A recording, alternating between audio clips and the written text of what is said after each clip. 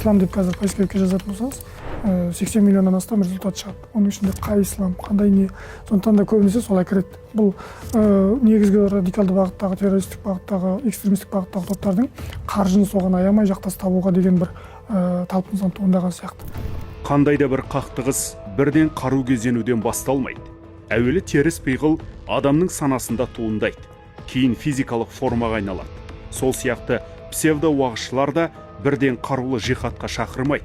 Алдымен жалған ұран арқылы жастарды өзіне қаратады. Бұндай насихаттың астарында адамды жұтып жіберетін иірімдер бұғып жатыр.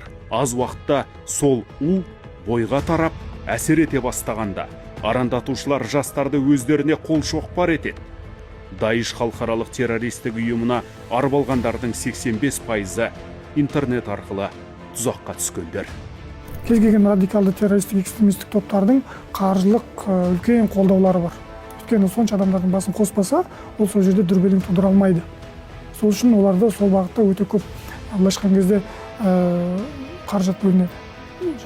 Әртүрлі топтар, ұйымдар тарапынан. Қазіргі әлемдік жағдайда, мысалы бір ғана нәрседен мен күмәнданамын. Сириядағы болған Даиш мәселесі, мысалы, бүкіл әлемдік коалициялық күштер күресіп, әзер дегенде бері қаратқан сияқты. Не деген сондай күшті топ, былай қарасаң, мүлде күші жоқ. Солар пикаптарға мініп, қолдарында автоматтармен Аллаға қойып. Ал әлемде дамыған соғыс технологиялары арқылы барады, бір аптаның ішінде тасталған шығар. Бұл жерде терроризм артында үлкен саяси мүдделер.